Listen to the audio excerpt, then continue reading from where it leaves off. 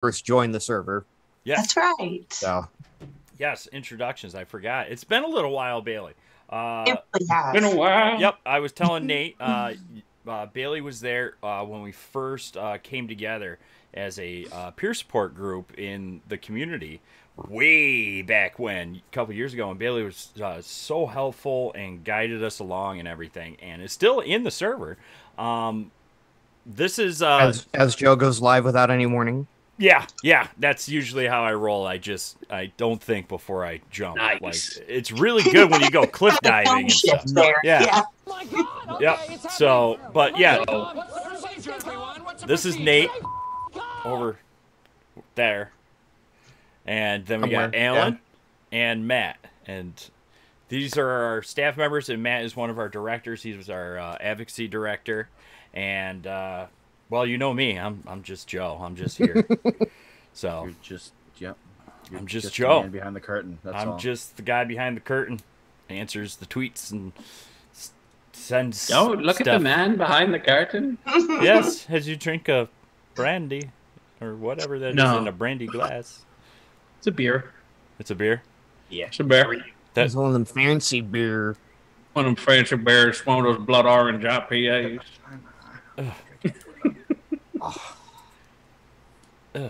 IPA. Yeah. You better not buy Delicious. anything out like that out in Seattle. At least I'm not drinking it. Listen, if we go, I will bring the goods. I'll bring the good stuff. You'll have to buy it because I don't think you can fly with it. Sure you can, and you carry Sure on. you can. I don't know that I'd trust it though. Trust it flying? Yeah, going through baggage. I don't know. I brought beer over from Ireland in my but I stowed it away, and they let me do that. I brought a ton of liquor back from the Caribbean every time I go down. There is, if you ever go to Nassau, there is a rum distillery there. It's called Tortuga. It's a sweet spice Doesn't rum. that just mean turtle? Shut up. Tortuga Bilingual means stuff. turtle. Tortuga means badass, really good rum. And I'll tell you what. Most turtles are badass. Especially snapping turtles. They're Yeah. Was the last free island we totally derailed on that one. But yes, it's a turtle rum. But it's in Nassau. It's right off one of the... it's on a side street, but you really can't miss it because there's always a huge crowd. They have awesome rum cake, and every time I go down, I buy like a case of rum, and I bring it back, and it does not last very long because I just love drinking it. It's delicious. It really is. So if Joe, you ever, how many drinks do you have per day? I'm only allowed now 2 or 3 a week. Okay. So Okay. yes. That didn't answer my question. Oh, You're avoiding. deflecting, but yeah. Yeah, right. It's okay. We're here to help. Okay, all right. I didn't know this was turning into group. No, that's an assessment. Oh, you're assessing me. That's a quick right now that's a live. That's a quick S-Bird assessment, by the way. Just letting you know. I appreciate that so much. You really quickly if you, depending on your answers. All right. Well, it was nice having you on, Bailey, and I'll see you guys later. We'll have a meeting and we'll vote on a new advocacy director. No, Knew that was coming. no, never. My time has been fun, boys and girls. We pay you too much, so That penny, man, it's a lot. Yep. We were about to pay Nate more than you, but I lost 2 the cents? checkbook. 2 cents. It was going to go 2 up. cents. Still more than what I make, so. I still want a paycheck that says 2 pennies with the Guardians MH logo. Letterhead. Yeah. Yeah, absolutely. That's what I want. I don't even know where we would do that, to be honest. You don't have checks that say Guardians MH? Oh, yeah, we have checks. I don't have That's what I a want. payroll check. That's all I want. All right, I'll write a check out to you, and I'll put it in a right in the frame, wall. and I'll send it to you. That'll be the first thing that goes on that back wall. That'll be the first thing that goes on this very blank canvas I have. Yep, you'll have to literally take the camera and put it a foot away from it for people to read it. I can do that. All right. Well, this is great. I love the how much fun everybody's having already. Bailey, you've been on before. If you have any questions, anything like that, the show notes are pretty brief. We're just going to have a good time and just have a nice conversation. I can't thank you enough for reaching out and wanting to talk about this topic. It's a topic that we've discussed before, but it never gets old because it's relevant all the time. And talking about, burnout and such things is good to keep current all the time, to remind people that it is important for you to reflect on yourself and be aware of that you could be suffering from burnout and how to kind of curb it a little bit. And I'm kind of curious to chat about your experience with it. But why is somebody writing chat? What is all this? Directory set to Sea of Thieves. What did you do? We fixed it. Just have to Fixed. Okay, I don't have to do nothing. Okay, I love it. It's always fun. You own a bottle of rum. It's a rum We're night. talking about rum, so Oh, I love it. Okay. might as well be in Sea of Thieves All directory. right. I dig it. All right. Who wants to do the intro tonight? We'll get rolling. We don't want to keep Bailey up all night. I'll fall on that sword, but I don't see it linked in here. It's linked. No, it's not. Is it? No, it's not. Not in the show notes. Matt, The why? plugs are though. Why didn't you put So it I in there? appreciate. Well, I didn't do the show notes this week. How's that bus feel? Just keep rolling over you. It was nice having you on, Nate. I haven't been active in the server for like a week and a half because of this move, so I don't even know what's going on anymore. The fact that Joe's letting me on the podcast right now is even more evident. I have it up, Joe. Oh, all right, because I was looking for it. Yeah, it's in the pins. I got pins and needles. All right. When are we ready? Oh, We're ready. I'm ready Okay. now. The information presented in this podcast is of a general nature and is intended for educational and entertainment purposes. While many of the people here have some form of mental health training, they are not your mental health professional. This podcast is not a replacement for mental health or physical care or for the diagnosis of any mental health illness or condition. Hello, and thank you for joining us once again for the Guardians MH Podcast. I'm one of your hosts, Nate, and with me tonight is Joe, Hello. Matt, hi. and Alan. Howdy. If you are joining us for the first time, Guardians MH is a 501c3 nonprofit focused on promoting mental health awareness throughout the gaming community. We strive to be a first step assisting individuals with gathering meaningful resources in a safe and inclusive atmosphere. Our podcast is another way to normalize talking about mental health and its a fusion of mental health topics and gaming. Please welcome our guest tonight, Bailey. Hello. Hi, Bailey. Thank you so much for coming on with us tonight. It is my pleasure. Thanks for having me. Yeah, absolutely. I mean, it's great having you back. You've been on a few times with us and then also on a few Let's Talk streams that we did. And it's always awesome having you. You've been with us and helping us out since the very beginning. So it was really, really awesome, having you reach out and wanting to come on and discuss this topic we're going to touch on tonight. I'm just really excited to see you again. You look great. Thanks. It's good to see you all too.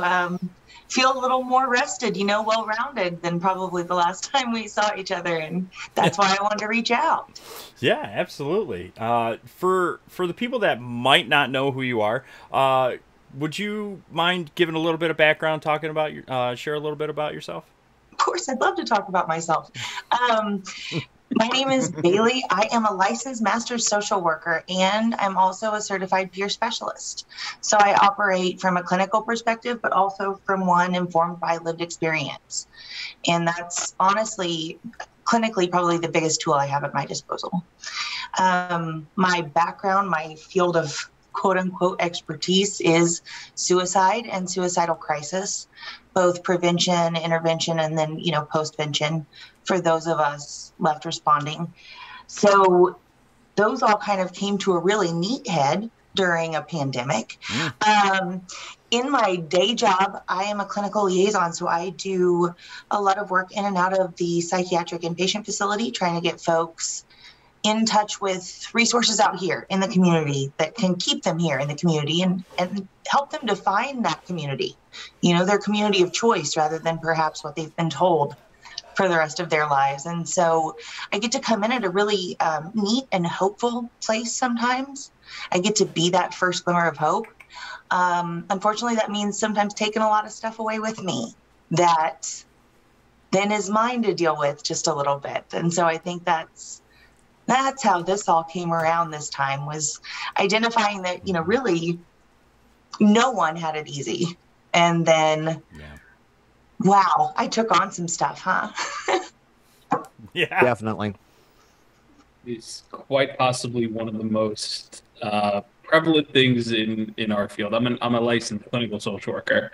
So yeah, I think it's one of the biggest things that we take away in this field sometimes is we take on, we keep. The biggest thing that I've always said about social work is, like, I'll keep it, while we start to work out the issues, I'll hold on to this for now. But sometimes holding on to it, you hold on to too much, and you hold on to it for too long, and you start to get that vicarious sort of issue going on. It's tough. Absolutely. I'm a big proponent of holding hope for people. That's what I've always said. I know you're not hopeful. I've got it for now. I didn't realize how much pain I was taking away too. I have pretty good boundaries, but there's a threshold. Mm-hmm. Absolutely. And it's so important to know where that threshold is and where that line is in order to kind of come back and take care of yourself.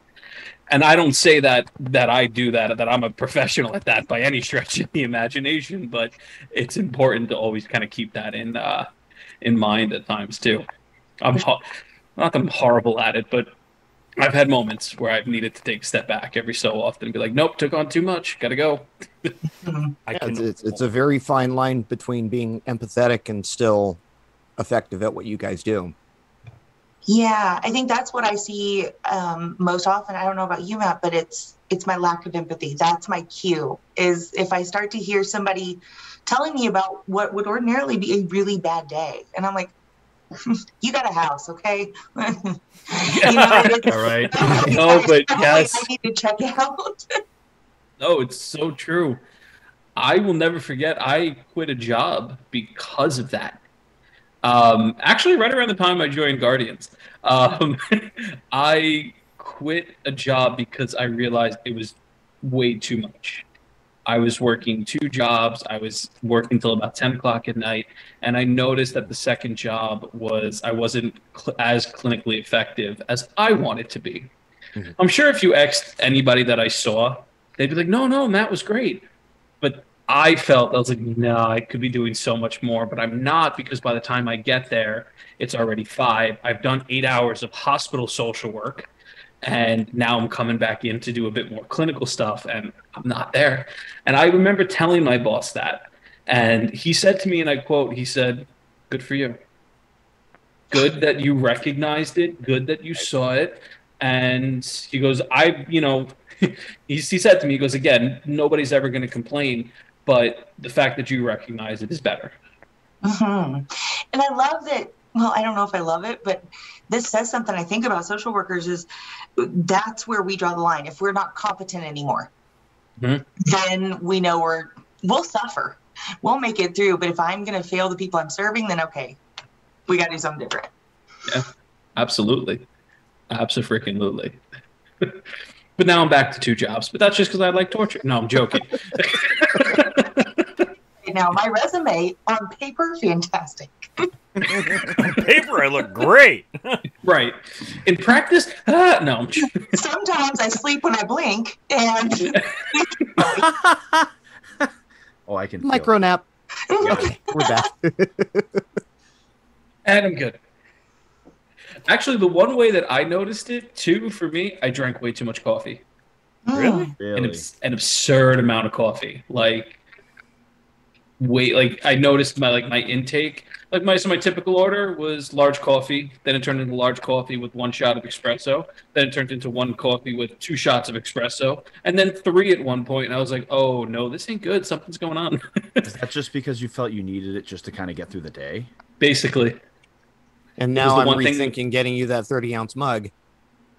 filled with water. Filled with water. I promise. There you go. There you go. It's a lot to keep showing up for people in a way that doesn't show how drained you are. Mhm. That they're the 8th person that's shared with you today, and you respect that so much, and you're trying not to glaze over because it's nothing to do with them and everything to do with what you've got stored up. Yeah. And I mean, this isn't something that's even unique to just the clinical field. You're Oh, a not cashier, at all. and you got to go in every day with a smile on your face, and you you haven't slept in 24 hours. You're working another job. You got a home life that's not so great, and now you got to go in and be the face of the register. Mhm. And then somebody wants to yell at you for wearing a mask. Like, Right? yeah, Yeah. nobody's Right. doing this right now. Right. This is part of the reason why people who work in customer service are quitting their jobs in droves, is because they're just tired of it. They are mentally and physically burnt out. And wants to get yelled at every day. I mean, for real. Do you? No, you don't. Stop. I have 4 kids, so that's Right. anyways. But I get it. I get it. That doesn't mean you want to do it. Who wants to be yelled at work every day? I don't The want to. outlier It just again, happens, 'cause- and I'm just getting real good at taking it at this point. Yeah, exactly. Where I work, it's like I do construction, so it's kind of commonplace. Where it's Yeah, if you're an electrician, it's different. bah, get bent, bah, with far more, You left your explicit terms than vape that. juice here. No. Oh, but anyways, see, for me, burnout being in that field of work it's just I normally love going to work when I don't no longer want to have the desire to get up and go to work. I'm like, okay, I need to take a day off. It's too much. Yeah. And it's something that everybody feels. Everybody can relate to that. When you struggle getting up in the morning or whenever your schedule usually starts, and you just don't have that drive. You're sitting, and I think one of the worst things is if you're still in bed and you pull out your phone and you start looking at TikTok or social media and stuff like that, it just even fuels it more that you don't want to get up and go do what you need to do. I mean, it just, makes that procrastination worse. But what if you really love TikTok, though? TikTok and its addiction, and pretty soon we're going to spearhead a AA for it, because I'll tell you what, it is a black hole EA? of time. Like When you mean spearhead, you mean I'm gonna join as a member. yes. We're gonna start the first support group for TikTok addiction, dude. I'm telling you, TikTok. It's like you're sitting there and you're flipping through. What time is it? It's 10:28. It's bad. 10:40. I'll get off, and you're scrolling. Now they're like 3-minute videos, and you're scrolling. And you look back, it's 2:00 in the morning. It goes, what the hell just happened? Bad. That was me last night. It's bad. You grab your phone at 5:45 in the morning, and you're like, I'll wake up for a few minutes. And you look back, it's 7:15. It's like, what? And you got people calling. No. Avoidance is a huge sort of indicator. Yes. Oh, yeah. Although my favorite right now with TikTok is the number of teenagers that will come into my office with TikTok pulled up and tell me what they have. Based on Oh what TikTok has recently no! told Oh them. Don't. I did not Don't get even me know that was a started. thing yet. And I'm like, nah, you have parents who have expectations. That's Don't not the same thing. either do or don't get me started, because it annoys the hell out of me. Wait, saying- this has happened to you too? Yes. TikTok So- is the new Dr. Google. Yes. Yes. No. Like people That's who terrifying. like I'm not content even creators in the who- clinical field, and I get Fishing this out on now. there. Yeah. So It's right irresponsible. right before I left my job to start my new one, it happened to me on several occasions. And people came in, well, I was watching TikTok and I seem to be like on this algorithm that's like ADHD related. So I probably have ADHD. And I'm like, no. In my mind, I'm like, no, I don't want to go further, but I'm like, you're doing illegal drugs. That's what's happening. Right. It's not ADHD. But what really comes out is, okay, and that's the 1st step right there. Okay. Let's really talk about why you think and what's going on. And then I have done it especially with adults. I've pulled up the DSM. And I'm like, okay, do you have that? No. Do you have that? No. You have that? No. Then you don't have ADHD. But this said I did. Let's go through it again. So with adults, I am very I'm assertive. Let's not use the word aggressive because I'll get my license taken away. I'm assertive. I'm like, no, let's take a look again. So also because I primarily worked in the substance abuse field, and you need to be a little assertive there. And I'm like, no, let's go through it. Let's go through it. And yeah, it's fun. Interesting. I can't imagine. Also, I try to go for functional impairment. So you must be really struggling at work. I'm awesome at Right. my job. Okay. Well, so that's clue number 1 that it's not, but let's continue. Right. Over here, truly ADHD off the charts. And I'm like, let me tell you how I live. Let me tell you what it's really like. Yeah. Your name 4 times. Okay. In a clinical way, let me tell you what it's really like. Sit down. But I love that because people have an idea of what things look like, right? Mm-hmm. Because somebody on TikTok found the unique flower within them, and then everyone who has any similar patterns, well, we're all just a bunch of weirdos, learning to cope with different stuff. And just because we display the same behaviors doesn't mean they're ever for the same reason.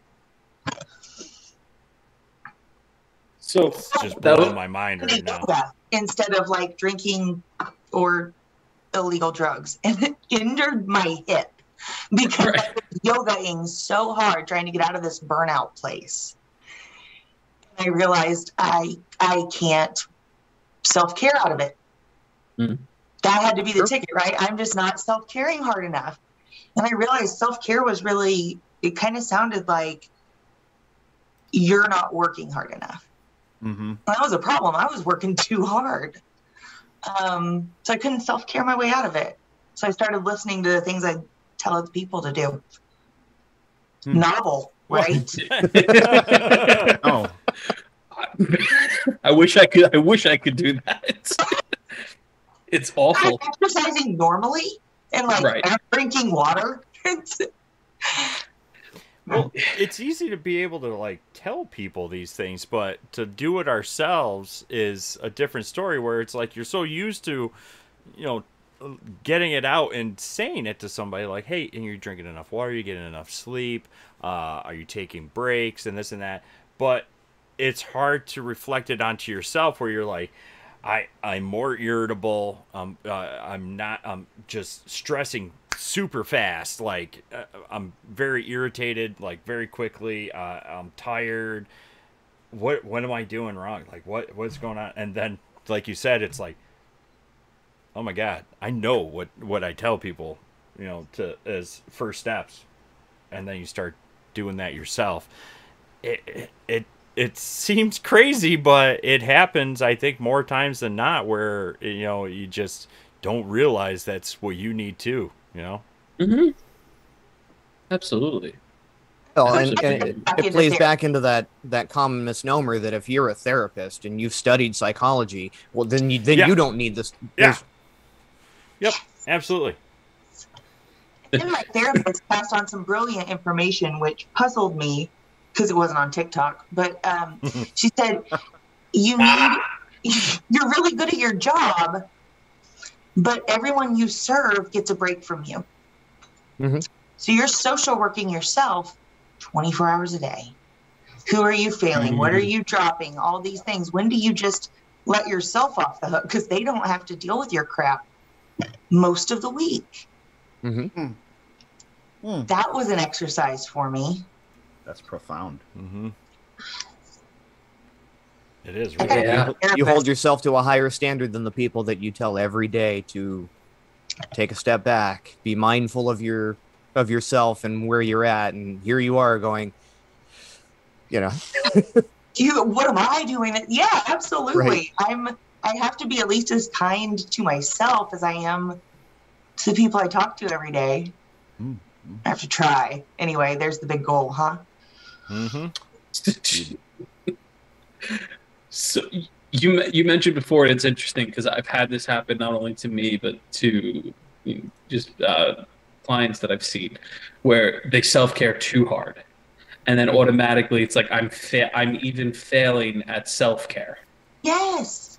And yeah, It was, I couldn't do that of a day. I was setting myself up. right. So I've actually had to work with people, like, how do we manage your self-care? Because you're going above and you're going too quickly. You think you should be having this epiphany of even really working towards that. I've had that. Everybody thinks that they should be masters at meditation. I'm like, no. Mastery comes, like, there are still people who cannot master it, and like that takes time and practice and like real true like official like grounding and mindfulness to get to that point of of a center. Yes. And I don't have that kind of attention span. Most If I'm people not yelling don't. at a driver, I feel like I have meditated myself through a moment. I've accepted and let things go in a healthy way. Right. And it's I think self-care needs to be smaller, actually, like smaller achievable sort of things that you can do within a day, just to help take care of yourself. Listen, we're all busy, we're all doing things, but what are the little things that you can do within like a 15, 30, 45-minute break that can help you, right? And if we're looking to achieve like, the ultimate Zen moment of a meditation in 15 minutes, no, again, like we said before, we're setting yourself up for failure. What else could we do in that 15 minutes? Yeah. What are the other things that you can do? What are the things that you can do when you get home from work to kind of process a really crappy day? Like what are the things there? And I know we're kind of deviating from burnout into almost like a self-care thing, but sometimes it's synonymous though.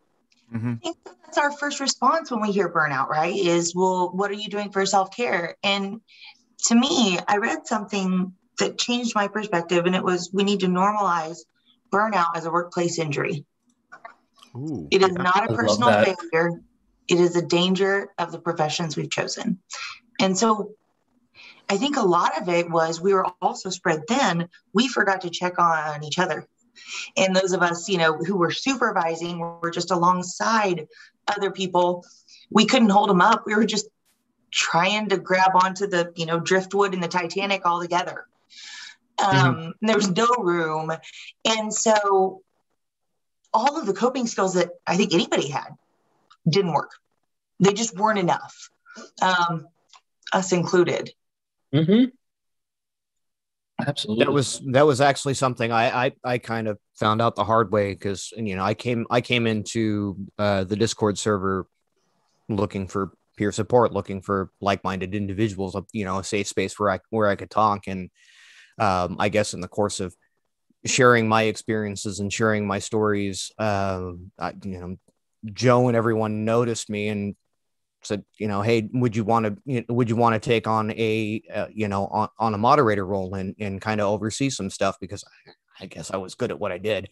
And for whatever reason, as soon as that tag got applied to my name, it was like, oh, I can no longer be here. I can't be at the user level anymore in the server, right? I'm now a moderator, so I have to put on this air that, of some sort of, I don't know, authoritative knowledge, whatnot. And then I started neglecting myself, right? I started neglecting myself because it's like, okay, I'm here. I'm no longer here for help. I'm now here to help people, and just burn myself out. Probably I don't know, Joe, maybe you remember, it was probably in like 3-4 months in, I was just like, Oh yeah, yeah, yeah. It was very noticeable.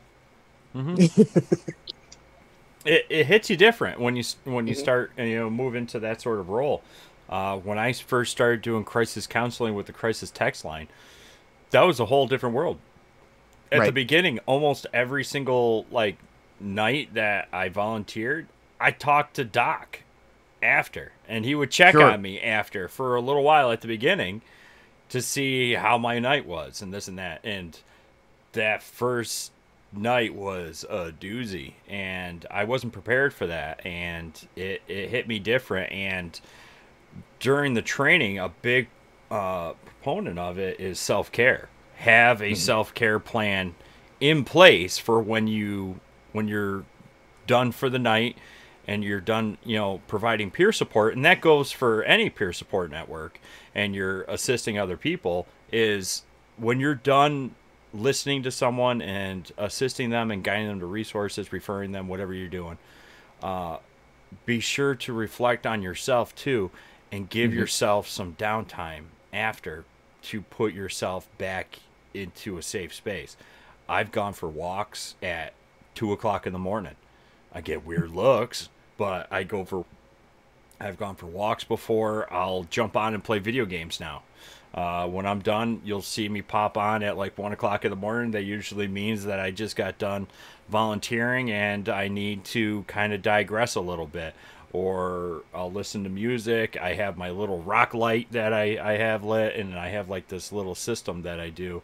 But it creeps up with you, and you see it with people that just jump into that peer support setting. And some of our moderators, even though we do provide some training and everything for them, it's still a whole different ball game when you move into that position and you're providing that peer support for somebody and being that shoulder for them and that champion, and you can quickly just be overwhelmed and you lose yourself. It's so easy. It's very easy to forget that you still need help yourself. Yeah.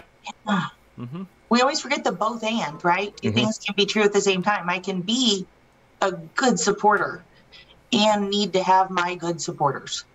Right. I have a very particular set of skills. Yes. In certain areas, right? And I know how to use them. Yes. I think, something that you said, Nate, really stood out to me, because in the field of certified peer specialists, billing Medicaid, we really talk about, in our ethical stuff, maintaining our own recovery. We are not any good if we are not living in a way that furthers our own recovery. And, that's when we feel like we're not doing anyone else any good either. So I think that's what I've brought out. I don't like it in the social work ethics as much as I do in peer support, because in social work, it kind of feels like you should probably take care of yourself so you don't suck. But in peer support, it's tell us how you are doing that so that we can all learn from you and we can do it too. Well, and again, there's that dynamic when you're peer support versus therapist-client relationship, moderator, right? Status. It's okay. You're not allowed to anymore because you've done this. You've done this one thing, right? Whereas your peer, everyone looks and go, okay, you still have the degrees, you still have the education, still have the background, but you're here as a peer, right? Absolutely. There's that weird. I don't know. As soon as someone sees you, and I warn any of the moderators that come in, they go, so what's it like being a moderator? How is it different? I'm like, it's not. You still are the same you that you are, but people are going to see that moderator tag on your name and they're going to start leaning on you heavy. Very much so. Nate's fantastic. He's our moderator lead in the server as well. So he's a strong shoulder and very knowledgeable for all the moderators. I'm exceptionally broken, and I've learned how to overcome it. That's one way to put it. Most clinicians, honestly, if we're all very real. Right. And I do try to demystify that a little bit. came into psychology and social work very honestly, like most people do, because I wanted to either find out what was wrong with me or the world. Maybe both. Both is how I ended up in social work. But it's not that we have, these huge capacities to bear pain. We have an understanding of where it comes from and how we can all deal with it together. Exactly. But we forget that, and we think that we have to bear the pain alone in order for us to be doing our jobs well. Like if we share the burden, we're not strong enough, I guess. Maybe that's my own stuff. But like if I had to hear it, maybe you shouldn't have to hear it too, Right. And there's another component to that I think all of us have managed to figure out. Joe goes on a walk at 2:00 in the morning, and that's all fine and good. He's got a kid at home and a wife that needs him, and a job to go to in the morning. I've got 2 kids, and they need me. Alan's got a small army over there. I think he's got a hockey team at this point. And Matt's got his cats and a dog, and one dog. Right. But within that dynamic, with all of our groups that we have, there's a understanding and a communication aspect to that. They understand what we do. So they understand that we have a need or an obligation to take care of ourselves. Right. If Joe wasn't doing what Joe was doing with the crisis line, and he decided to get out and, hey, honey, I'm just going to get up and I'm going to walk around the block at 2:00 in the morning. That might be something a little, concerning. Wife might not. Right. Yeah. She might not take too kindly to that. But because she understands where you're at, you get off those phone calls and you go, honey, I just need to take a cruise around the block real quick. You're good. Matt, I know Amanda, as much as she busts your balls, is really good about letting you decompress. No, very much so. Or yells at him to decompress. That's more so what happens. Yeah, that's also important, is making sure that you establish those lines of communication for your own self-care. I think that's where I struggled. Going into this, I was doing training and I was doing policy work, and I had the supports for that. I did not have the supports in place, nor do I think the people around me knew what I needed to hear the kind of things I started hearing.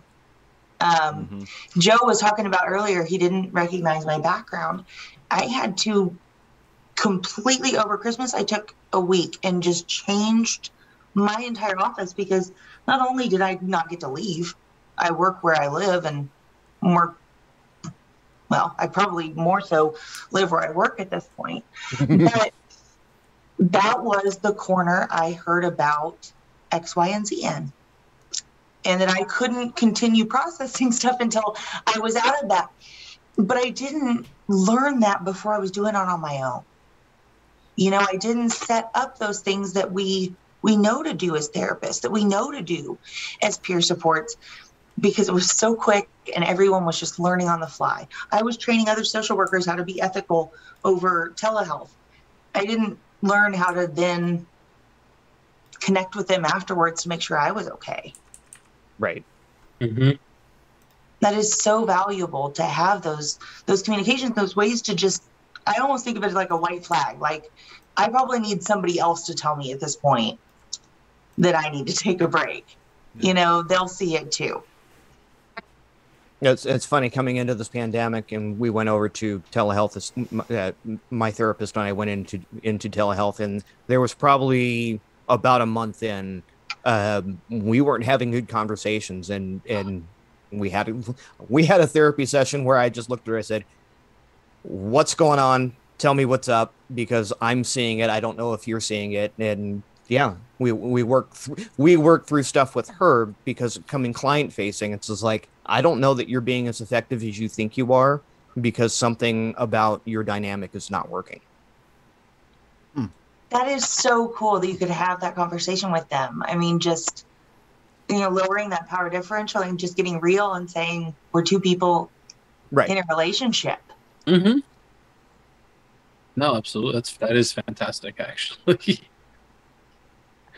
And I think the other thing, Joe, you mentioned something, right? Well, no, you mentioned crisis text line. Bailey, you seem to be also, from what I gathered, like sort of like the first you're the first person that people see when they're looking for help. So you guys are getting people at their absolute most vulnerable. You're getting people who are either in crisis, just are coming out of a crisis, and are at what could potentially be an all-time low. That's equally as draining for the person receiving that as well too, because you're trying to work insanely hard to get this person kind of what they need or get them to a place where they need to be, and they're at their lowest. That's not easy. And sometimes the next step, at least what I've noticed in unfortunately where I am and things like that, the next step is not always the prettiest. No. The line of work that I've done, people go from an emergency room to a detox to a rehab. None of those places are really pretty. Usually they come to see me. I'm the prettiest thing in a rehab. Well, probably not. But still, they're not pretty, but they're necessary and they're required. And it's hard to explain that to somebody who's, again, sort of in a crisis and at their lowest. It's such a difficult. I've only done that job, and probably that's only because of a boundary I know. I've only done that job a handful of times because of how stressful and how difficult it truly is. It's not an easy gig. No. By any stretch. I love it. I mean, there's nothing I would rather, and I think there are folks that are just kind of built like that I have a high risk tolerance. I'll walk into some situations that I maybe shouldn't, but all in all, it's working because folks are talking to me. And the flip side is I do hand them off and I never get to see growth. I see your worst day and you're going to tell me how bad it is because that's what you need me to know. So finally, I had to start carrying just a tiny caseload to just see people have a good day. I needed to hear that this dude got an apartment because there's got to be a balance. There is good out there, and I was forgetting it. Yeah. Unfortunately, with it's the opposite when somebody reaches out to the crisis text line. As one of the volunteers, one of the counselors with them, I don't know what I'm walking into. There's no when there's a queue going and I finish with one texter and I take on the next, I don't know what I'm walking into. And I rarely get to see, because you build that rapport, you get their name and you start building a file and stuff. That way, in case they do text back, it saves that information for the next counselor, so they know what they get a brief idea of what happened in the last conversation, how what resources you provided and what you touched on. But it's rare for me to converse with the same person twice, and sometimes it's a really, really bad day for that person. And unfortunately, doesn't happen often, but we have to do an active rescue if we hit all the criteria for an assessment with them and a risk assessment, and we flag it. And as soon as we flag it, it goes from there. But you still keep talking with them, and you really do see them at their lowest. And I would love to have that as well, to see how the person progressed after, what help they got. Like you said, that person got the apartment, they were homeless for 3 months, or this person was fighting with addiction or a bad breakup or had suicidal ideations. I'd love to see, the end of the rainbow and see that this person, grew and is just in a more positive place. Unfortunately, that doesn't happen very often. Right. Right. But those victories are huge when they win. Yeah. And that is, when you're talking, I'm thinking of, that one guy, I saw him come into outpatient today. He took the bus. Okay. And that is that kind of stuff. It's huge. It's huge for some. Yeah. Wait, now, touch on that a little bit more. Why is that a huge thing for somebody to ride the bus? So the people that I work with have some pretty significant struggles that they're facing. Most are designated as PMI, severely and persistently mentally ill. Mm-hmm. Most are on disability for whatever they have going on, and often require one-on-one staff assistance to get most places. I knew this particular guy had been in our services for 15 years. He and his brother both. The last time I went out to see him, and keep in mind, like, I don't see people on their best days. Now, his OCD was such that we would stand there and we're looking at his mailboxes, and he would open it and he would close it. And then he would check the ground because he knew he had dropped it. And he would open it. And we did this for an hour. Ooh. Yeah. He would then call us as we left to make sure that we saw that he didn't drop the mail. He was never going places on his own until today. I saw him jump off that Wichita public transportation bus and come in and be like, "I'm John, here for my appointment." Boom. I love that. That's a huge, huge milestone for that person. That makes amazing. me happy. Yeah. When you recognize what growth looks like, I think you see it everywhere. We kind of look for those, somebody got a job or somebody graduated from services, which are awesome. Mm-hmm. But, I've got a gal who's using the ER just a little too often right now, but you know what? She's got 57 days sober, and she can show up at that ER every time she wants. It's recognizing the strengths that people have and how they're getting through this, Yeah. 100%. I have been very fortunate. I got to see it twice. Somebody like really succeed. I had one gentleman who, again, came into rehab, absolute lowest, and all of a sudden I turn around, he's in a bagel store, literally behind me, and he taps me on the shoulder. And I'm going to be honest, I did not recognize him. Why? Because he looked 30,000 times different. And all he kept saying was, thank you, everybody. It's been so grateful. And finally it clicked. And the first words out of my mouth was like, well, so what are you doing? How's everything? Goes, I got my license back. I got a bread route that I'm doing, like just amazing things. And it's so nice to actually be able to see that, because again, when when a patient would leave rehab, unless they came back, I had no idea what happened. I sent them off to their next level of care, and that was it. So I was very fortunate. And another one, I actually have somebody who still texts me on a regular. Probably not allowed, but it happened. And will send me pictures of their coins that they get from AA and NA meetings. Very cool. And they just surpassed a year. And I got the year. Sent me a picture of the year token, and it's amazing.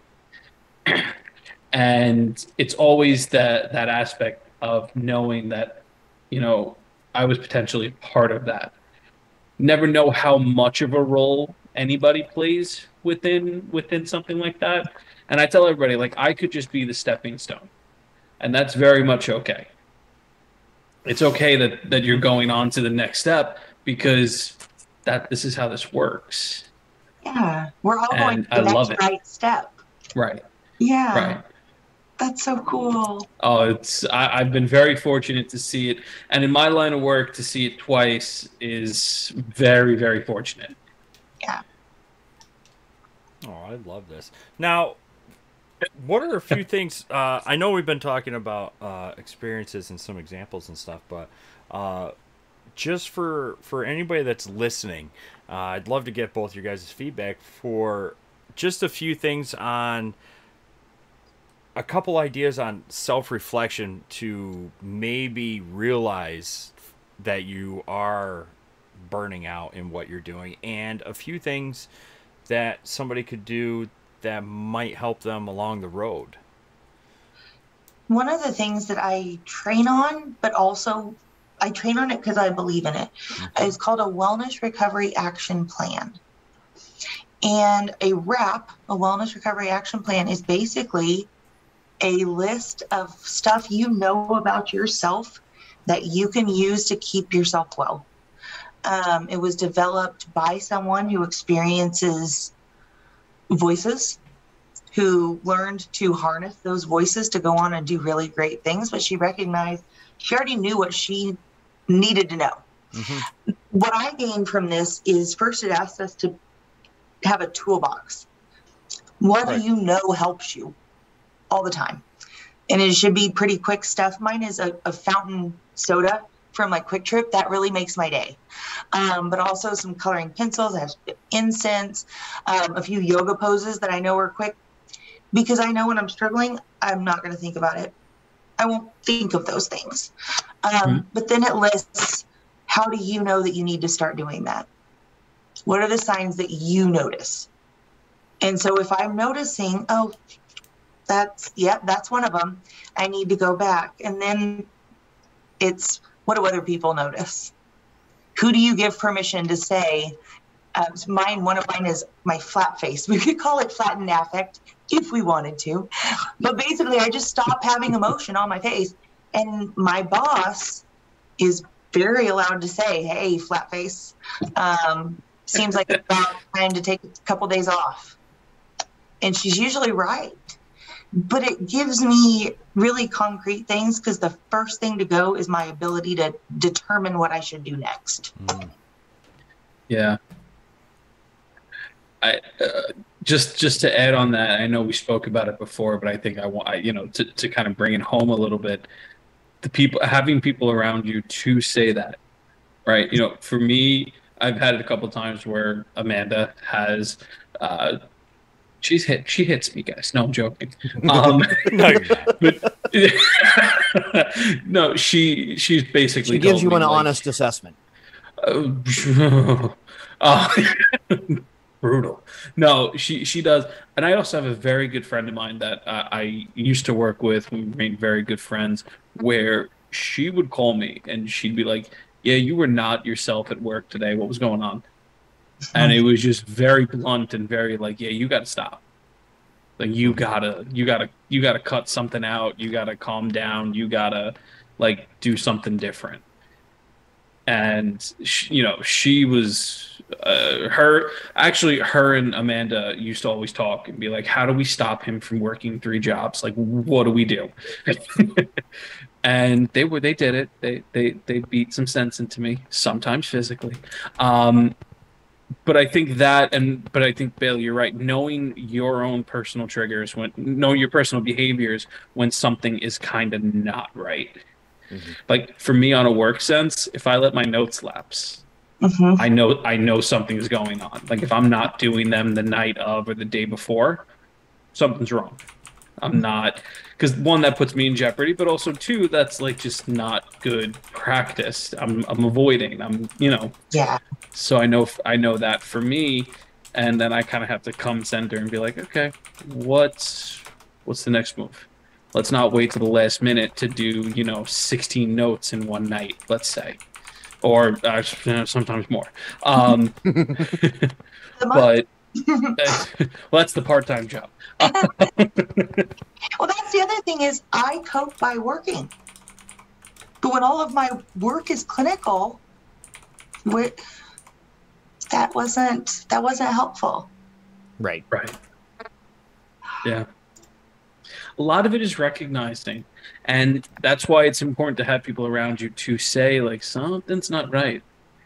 Mm-hmm. I know during the pandemic, Amanda said to me, she's like, you're on that computer way too much. And not mm-hmm. even just for like work purposes anymore. She's like, I don't even see you. Something's wrong. Yep. My wife and I had that conversation many a time. She goes, every time I look at you, you got your nose in the server. And it's like, yeah, okay.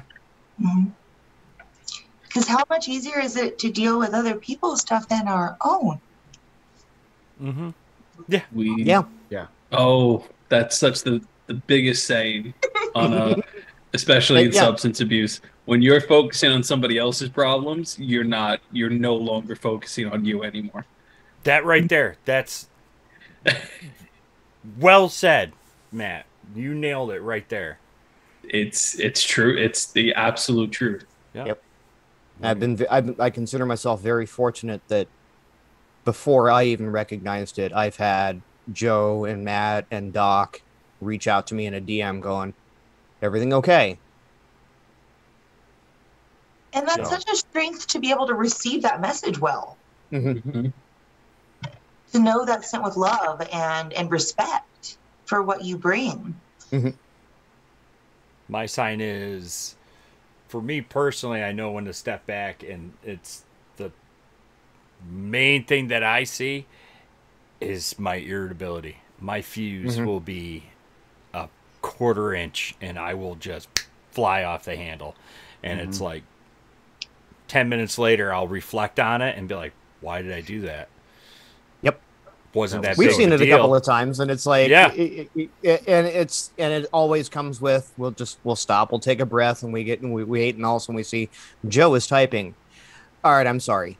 It's one of those things where I'll be up till 2:00 in the morning working on something 3 nights in a row, so I'll be up for like, I don't know, 20 hours through the day, and go from work to home to, putting the kids to bed to jumping on the computer and doing what I need to do to keep things moving and work on projects and this and that, and then I gotta get some sleep tonight, and I'll be winding myself down, and 4 days of that straight, and my fuse is just a hair trigger, and it's like, okay, I need to take a break.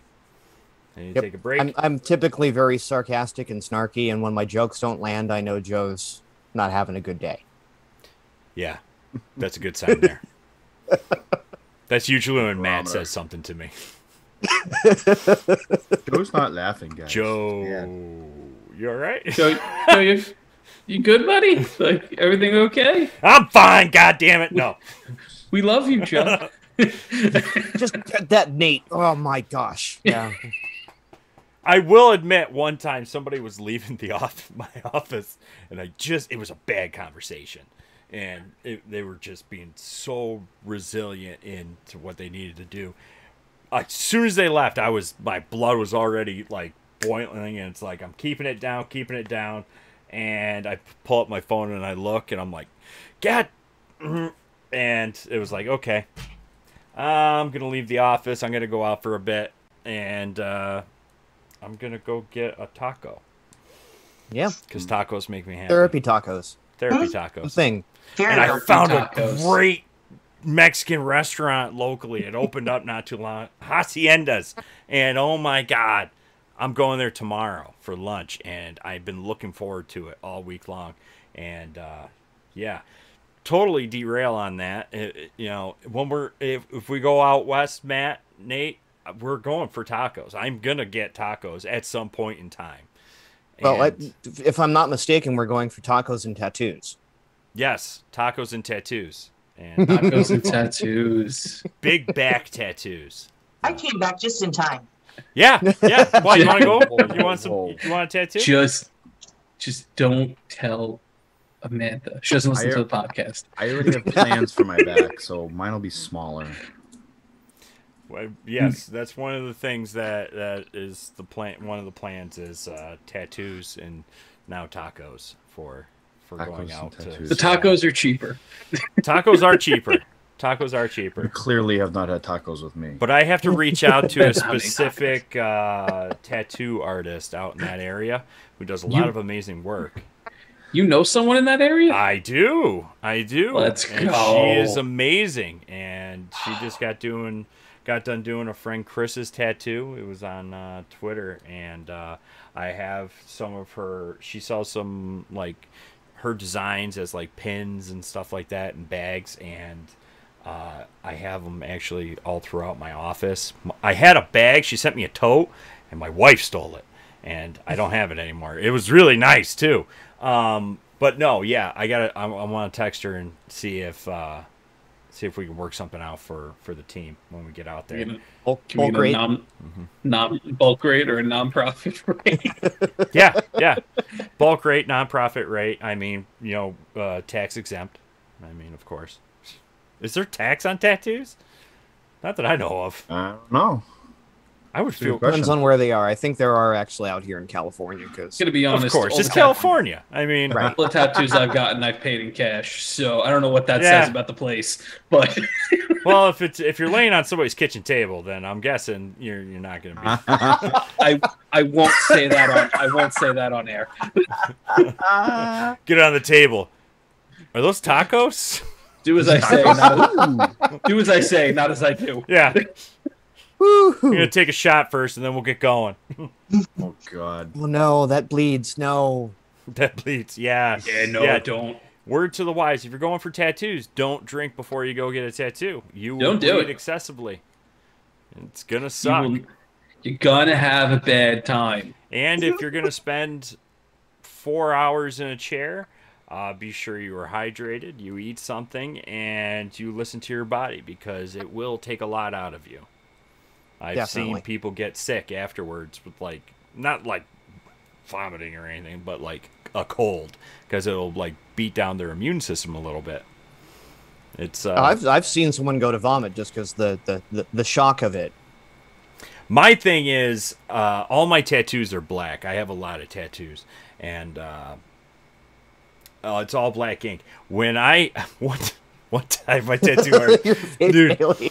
How did we get here? I know How did we it's a get total here? derail, dude. The worst thing with a tattoo is if you're for shading, and that tattoo artist is going over the same spot for 5 minutes straight, the same spot What'd you do over to them? and over, huh? What'd you do to them? Nothing. They didn't like my joke. No, Elliot just. I thought he was being cruel, and I'm like, dude, you can move on. It's okay. You can go to another spot. I mean, it's that dull butter knife, going over the Right. same spot, and it's like, dude, that's really starting to hurt. It doesn't need to be that much. I could come back. I mean, we could go back to it. So I'm gonna continue this derailment really quick because I know that pain. Yeah. So I have, and this is the nerd in me, I have a tattoo of Zapdos on my leg, the goddamn Pokemon, Nice. right? And this was the tattoo artist from Ink Master, Emily Elgato. I met her at Wildwood in New Jersey, and she tattooed this on me. And then In at one Wildwood? point, yeah, No. she goes, I'm gonna let you know right now, you're gonna hate me. And I was like, never. I love you. You're tattooing me. She goes, no, you're going to hate me. She goes, because I have to do the white of the lightning strikes. And I was like, okay. Oh, no. Have no idea what that means. All of a sudden, Yep. I was like, I don't hate you, but this does hurt. Ow. One of my many odd jobs coming up in the world is I actually worked the autoclave in a tattoo parlor out here in Southern California, and I got to learn about all the different needle sets they use. And everyone thinks, oh, it's a single needle. No, they've got a whole bunch of them. They've got fan blades that are 15 needles, the staggered 7, which I hate the staggered 7. That's used for a lot of shading, and then you get the line work, and it's literally 5 blades side by side. They got for the giant blackout tattoos. Have you seen those? It's like a brick. Oh my god, no. Is there a whole line where edit and cut down tattoo talk from a certain point for the podcast? I think Nate's I'm just got curious. that covered. I haven't written anything down. Just curious. Clearly, that is our self-care and Yes. what gets us re-energized. You're absolutely right. But I'm just running out of real estate. I was trained in the whole, you're a social worker, you're going to have to go to court, make sure. no visible tattoos. Right. No, but all of mine are smaller than a quarter. So the shading was intense but minimal. Yeah. Right. Yeah, These were nothing. These were nothing. My back was a little weird because I have Gambit on my back, actually, Gambit and Rogue, and it comes to a little bit of my neck. That's the weirdest feeling when you just get vibration in the back of your throat. I was like, this is weird. I don't like this. We're going to cut that part probably. No, I'll leave that one in. I wasn't supposed to have any visible tattoos at my work, so mine stop right. It's a half a sleeve, and it stops right where my, like a short sleeve. I actually went there with a work shirt and had him mark as low as he could go. It was like, that's as low as you can go. He goes, it's going to have to go like an inch lower. It's like, okay, that'll work. And nope, that was fine. Now, and we weren't allowed to have beards then either. And now it's like, you can have beards and visible tattoos. And now it's like, I'm looking and all of our new hires have full sleeves and this and that. And I'm like, now I got to go in and finish my sleeve, get the rest of the sleeve done. But dude, the worst one was my hip. Like I have an old dog. He's not with us anymore, but his paw print, like on my hip bone.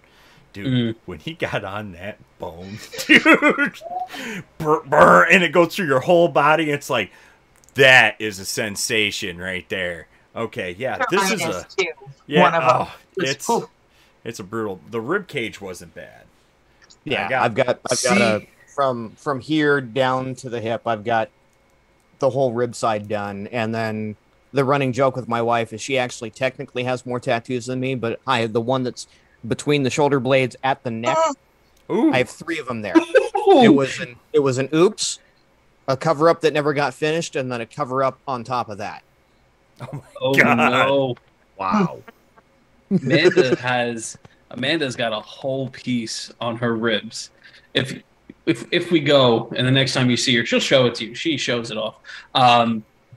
She basically, she was like, nope, that was the worst pain I ever felt. I'm never getting a tattoo on that side again. I can imagine. My wife has one between the shoulders. The one on her ankle was the one she said was the worst. Amanda said that too, actually. The top of my foot was rough. Was it? Yeah, I heard that one's bad too. The one as bad as that hip bone, though. Yeah. Yeah. So yeah, we went from burnout to tattoo talk. Okay. And that actually works right into, so what do we do to incorporate good, healthy self-care to combat burnout, combat getting burnout, and coming back from burnout? Clearly, it's getting tattoos. Yeah. Pain. I'm sorry. I think one of the biggest things that, and this is, I don't know what you're after, but this is what I did. I mentioned earlier, I identify as someone with a couple diagnoses. I asked for accommodations for the first time ever. I was recognizing that a lot of my stuff was really ADHD related. I didn't feel competent. I didn't feel like I was focused. There were things that were not in my skill set and worked against everything I had going. That were causing me to burn out quicker. And so I know what I'm good at. I know that I can walk around the kitchen for 2 hours with my cell phone in the morning and drink coffee and get more stuff done than most people in a day. But I was supposed to be sorting a spreadsheet first thing in the morning. And so I just finally, after struggling and feeling like I had to do it alone, I was like, here's the deal. I don't focus before 10, but I can do some great stuff. If I can change this schedule and I will go do these here, can we continue to build up what I need? And they were so receptive. Just, okay, let's do that. And we've also heard this helps. What do you need here? It was just an amazing experience to not only not feel judged for that, but to have it recognized as, yes, you are good at stuff. And so let's keep you doing what you're good at. We can find other ways to make everything else work. That gave me permission to do that in the rest of my life. Yeah. The amount of employers. Sorry. No, this is the book that I've been, The Lazy Genius Way. I beat myself up for being so freaking ADHD when I could just simplify my life and ask for the help I needed. And so I think that was one of my biggest things, is ask for the help you need when you realize it, instead of internalizing it as a failure. I just Right. got done. We'll with have to. Atomic I'll Habits. set an edit point here. You'll have to send us a link to that book so we can put it in the For tweet sure. that goes out or in the show notes. Absolutely. There was a book that was referenced the last episode that we recorded with James from To Write Love on His Arms, and it was called Atomic Habits.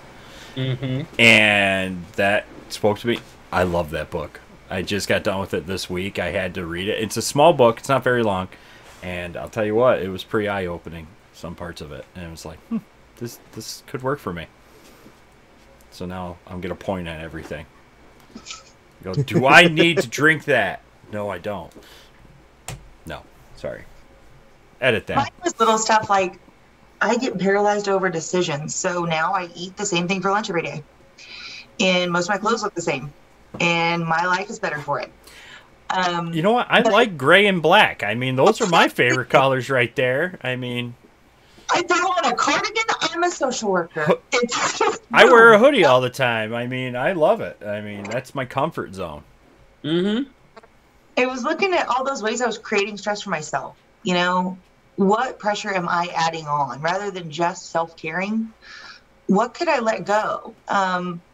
Somebody asked me one time, I was stressed about my kid, and they said, "Is your kid on fire?" I said, "No." And they said, "Okay, you're cool." Yeah. So next thing. I think That's kind of extreme, but it's No, true. I mean, and literally as a conversation I've had with my wife, we have I have a 4-year-old and a 3-year-old, and they are just prone to do stuff, right? Yeah. And, so I get that phone call. Oh my God, this just happened. It's like, are they bleeding? No. Is anything broken? No. Move on. Yeah. Yeah. Are they crying? Sure. They're going to stop. I think one of my things that I started doing lately actually was, and this could go on to streamers or anybody that is taking quite a lot on, write down everything that you do in a day. Like, write down all, like, for streamers, like, I set up this, I'm going to clip this, I'm going to make this video, I'm going to edit this podcast, I need to do this, I have to go to work this time. And look at it when you're done and go, okay, I need to cut a few things out of this. Yep. Not all this needs to be done right now. And I have to do that on a regular basis with what we do, because I will try and take on as much as I possibly can and be like, okay, we have this project. We have to get these done. We have to get this system, all squared away. We have to plan for this. We have to do this. We have to get this in place, and we have to have a meeting on this. We don't need all that right now. Yeah. Yeah. We can trim It's that something down. that happens with my job too. A lot of stuff funnels down to one line of, one certain person. And Joe, with you being the head of the org, there's a lot of things that just, it naturally funnels up to you. And there's a certain point where I have to look in my job and go, is there someone else that can do this thing? Not necessarily better, but can they just get it done to take that load off of me? Yep. And that's Right. what Nate does with the podcast now. Right, yeah, I mean, I'm not. But The edits are better. I might be a little more OCD than you are, but yeah, it's silly things like that. Like, I'm just taking on way too much. Do I have a resource I can outsource this to? Sure. Yep. That always helps me when I feel like I'm all alone. I don't have anyone that could possibly help me. And then I list out the things and I realize, well, no, somebody probably could let my dog out right now. And people are willing to help if you have a task. Right. You know what? And I can truly attest to that. I had an army at my house when I moved. All friends. I literally put up the bat signal in my personal Discord server with my friends, and everybody showed up. Right. And I didn't pay them. I bought them all dinner, and I had pizza and beer in the fridge. Oh. I didn't pay them, in a sense. Everybody showed up, right? If you get, if it to me, it almost made me cry, because I just had tons of people in the dead of summer come and help me move and empty a pod of things and help set up a house that they're not going to live in. Me and my wife are, but it really was just amazing to see that. And it reminds me, at least, that no, there are people that give a damn about you. You know, I would have came and helped you move. Dude, you live like 5 hours away. I live like 2 hours away, mister. Malarkey. No, I Google mapped it. It's about 2 hours. Yeah. Is the wife was going, where do we land so we can see both of you if we ever end up in New York? Yeah, I'm in Johnson City. You're down in New York. Yeah. It's like 2 hours away, and you're outside the city now. So that's true. If I travel into the city, it's 2.5 hours because New York sucks, and I hate to watch. I won't go across the Washington Bridge. I'm sorry. I'm not paying $14 to go across that bridge. But then I'm in Jersey now, so you got to come across that Verrazano, which is like 20. No, I'll go a different way. Go the other route. Go cut through PA. Yep. Yeah, Delaware Water Gap, man. That's where I'm coming from. We're derailing again. Yes, we are. But I know you would have come, Joe, and I love you for it. I got a truck and trailer, and now he's gonna make me feel bad that I didn't ask him. Right. You bitch. No. I don't mean to make you feel bad. I'm not going to try and guilt it. We actually were doing a benefit stream that same weekend, so we were actually. I wasn't able to at that point because it would have just been too much on everybody else. I just need you at 2:00. All right, I just need you for like an hour, man. Just please. I'm going to play my California card. I'm sorry, I couldn't make it. No. There was no expectations. There was a plane ticket waiting for you, man. No, I wouldn't wish my worst enemy fly into New York. I'm sorry. I cannot stand JFK. I'm sorry. My wife does it every other year. I don't know how she does it, and she does it with a entire troop of probably 20 to 30 14-year-olds. Nope. Not happening. Not going to happen. Nope. JFK was one of those airports where anytime I was flying down to Jacksonville, I avoided. Oh, yeah. There's two. I know what it's like. 2 airports I don't like, and one's Chicago, O'Hare, and the other one's JFK. You guys have clearly never been to Logan. No. Not that I flew into. It's way worse. It's the worst. I just remember traveling through O'Hare, and I was trying to take a nap, and I Googled, where could you safely sleep in O'Hare? And it just said, don't.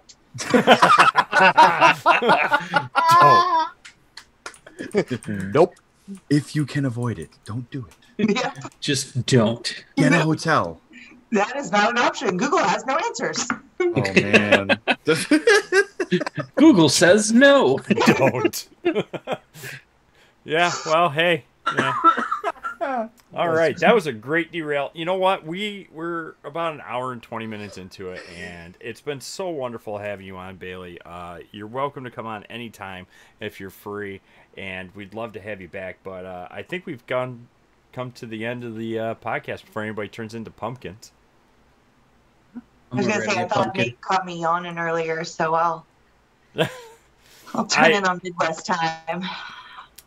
It's only 8:30 for me. I'm fine. Yeah, you and your cat. Let's sleep. Thank you all so much for having me back on. It was a pleasure to meet the rest of you. This was so much fun. Wonderful. We hope to be able to do some more things in the future with you, Bailey, and you're always welcome. Before we let you go, is there any plugs or anything, socials, anything you want to share for people to find you or anything like that? I'm Bailey Blair on Twitter. Your friendly neighborhood mental health professional, but mostly just dog pictures. And that's totally acceptable. I love dog pictures. I'm trying to set up a dog cam for Dingo, my office dog. I have a blanket down for him, and he tears it up every time. And I'm gonna get I have a camera. I haven't set it up yet, but I'm gonna have a dog cam so people can see Dingo and his puppy cam. Yeah, puppy cam. That was another derail. I apologize. Definitely. Hey, Matt, do the plugs. Yes. Sure. I can do that. Thank you all for listening to the Guardians Mental Health Podcast. If you can, please leave us a review on iTunes, Podbean, or wherever you listen to your podcast. It helps spread the podcast to others who may not have heard it. Keep up to date with everything we are doing over at guardiansmh.org. Feel free to follow us on Twitter at GuardiansMH and join our partner Discord server at discord.gg/GuardiansMH. Help us keep the lights on, but more importantly, help us keep our mental health kits free to ship to everyone who requests. You can help us out in various different ways over at tiltified.com/GuardiansMH, Patreon at patreon.com/GuardiansMH mental health kits, and Coffee at coffee.com/GuardiansMH. As Joe is holding up for the podcast listeners, we have a new mental health kit as a partnership with To Write Love on Her Arms that will be launching in September. We just had a fundraiser for it, and we're going to be sending those out relatively soon. Joe's office is destroyed, but that's besides the point. Oh, you should see it. We will have 2,500 of these suicide prevention mental health kits ready to go week 1. So, and they are going to be permanent kits too. So these will be on hand for anybody to request anytime, 360 a year. So it's going to be great. Oh, it's Nate with the little ones. So any donations would be greatly appreciated. Yes. And if you can't donate, that's okay. Spread the word as best as you can. Please. So that way we can keep these bad boys going. And that is all I have for plugs because I shortened it down. I love it. And you know what? The mental health kits for last month traveled almost 89,000 miles around the country. So we sent so many mental health kits. I'd love to double that for the month of August to get these mental health kits out to people, get the resources to them, the sensory items, the printed resources. We have some new resources that are in the kits now, and they're just absolutely amazing, and they're 100% free. I mean, they don't cost anybody anything, no shipping, nothing. We cover absolutely everything, and that's one of our ways to giving back to the community overall. It's providing these sensory items and printed resources and journals and coloring books and everything. So they're really, really awesome. And for conventions, if we're at a convention, stop by our booth because we do plan on having them at booths for individuals to, pick up on their way by if they come and visit us. And it'll be really special. And I'm really excited. I forgot one plug, and I'm sorry for this edit. We have recently partnered with High Score Tees. Yes. They are currently helping with our merch. So please feel free to go if you want some Lit Fire Flame merch. Go over to highscoretees.com/collections/Guardians Mental Health to check out some really cool, really new, and really, really nice merch. The Pride tee is amazing. I am buying that, as well as the hat. I need those two things in my life. I have the hat. I love the hat. The hat's great. They are but you got the dad hat. I am sorry, man. What do you want from me? Jeez. You need flatbacks, bro. Anyway. I'm not cool enough. Now I'm really done with plugs. I'm sorry. All right, everybody. Thank you so much for hanging out with us, and we will catch you next time. Before we take off, we are going to raid somebody. Who are we going to raid? Who are we going to raid? How about Amazing? Because I love it when we do, because he will sing to everybody. Amazing. Let's go. Yeah, he sings to everybody. He'll do a rap breakdown, and it's always good. And I don't know how to tag things right now. Oh God, it's so much pressure. Wait, what am I doing this for? I should just go and just. I don't know. What are you doing? Just bear with me. Joe, what are you doing? I don't know what I'm doing. Do I have to do it for you? Joe, what are you doing? Just talk about tattoos more. I don't want to anymore. So yeah, you got to see my beautiful daughters that just got home from. Not gonna lie, when you said do the plugs, all I could hear was Julie, do the thing. Do the thing. Do the thing. Do the thing. All right, bye, everybody. Bye. Bye.